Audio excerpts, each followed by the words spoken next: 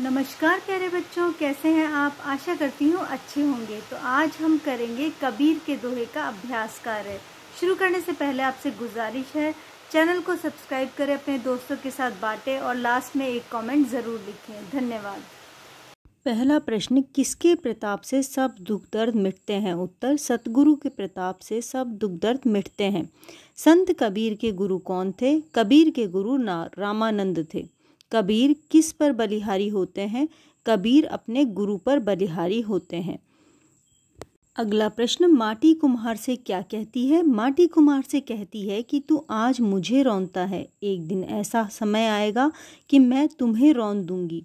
पांचवा प्रश्न, किसको पास रखना चाहिए। अपने निंदक को अपने पास रखना चाहिए। कस्तूरी कहाँ बसती है। कस्तूरी मृग की नाभि में बसती है। कबीर किसकी राह देखते हैं। कबीर भगवान श्री राम की राह देखते हैं। अगला प्रश्न, क्रोध किसके समान है। क्रोध मृत्यु के समान है।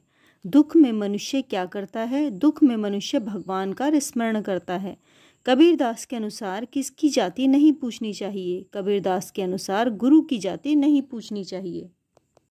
अगला प्रश्न, गुरु की महिमा के बारे में कबीर क्या कहते हैं।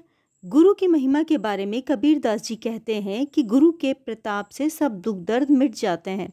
मैं बहुत बड़ा भाग्यशाली हूँ कि मुझे रामानंद जैसे गुरु मिले।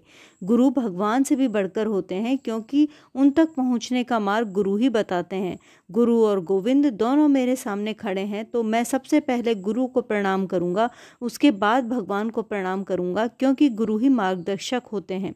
दूसरा प्रश्न, जीवन की नश्वरता के बारे में कबीर के क्या विचार हैं। उत्तर, जीवन की नश्वरता के बारे में कबीरदास कहते हैं कि जब मनुष्य का जीवन क्षणभंगुर है, इसके प्रति अहंकार कभी नहीं करना चाहिए। इसीलिए मनुष्य को अपने तन पर गर्व नहीं करना चाहिए। अगला प्रश्न, दया और धर्म के महत्व का वर्णन कीजिए।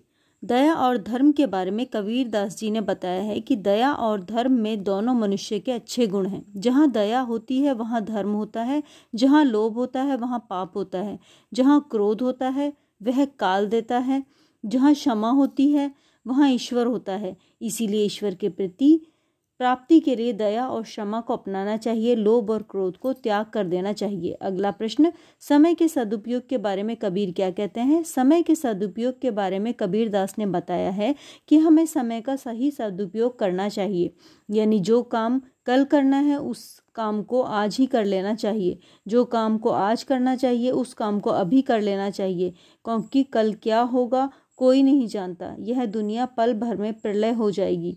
उस काम को कब करेंगे।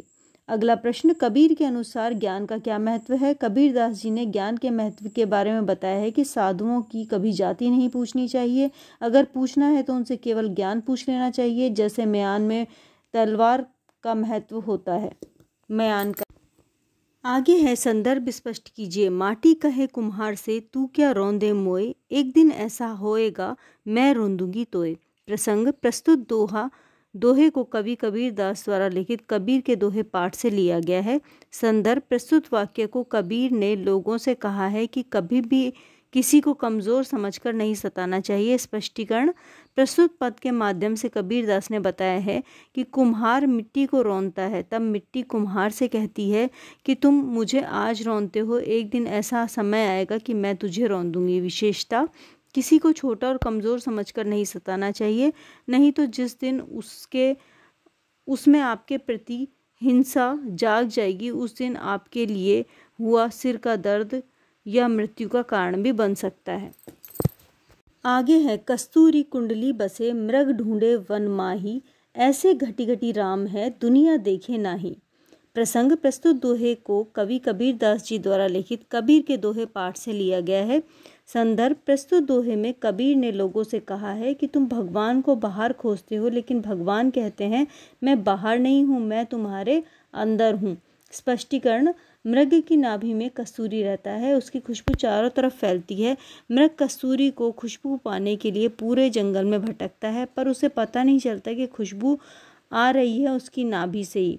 यही हाल मनुष्य का है। जो प्रस्तुत दोहे के माध्यम से कबीरदास जी बता रहे हैं कि लोग ईश्वर को प्राप्त करने के लिए देव स्थान में जाते हैं, पूजा पाठ करते हैं, लेकिन उनको ईश्वर के दर्शन नहीं होते। उनको पता नहीं है कि ईश्वर उनके अंदर ही विराजमान है। विशेषता, ईश्वर बाहर नहीं रहते, हमारे दुख में सुमिरन सब करें, सुख में करे न कोई, जो सुख में सुमिरन करे तो दुख काहे को होए। प्रसंग, प्रस्तुत दोहे को कवि कबीरदास जी द्वारा लिखित कबीर के दोहे पाठ से लिया गया है।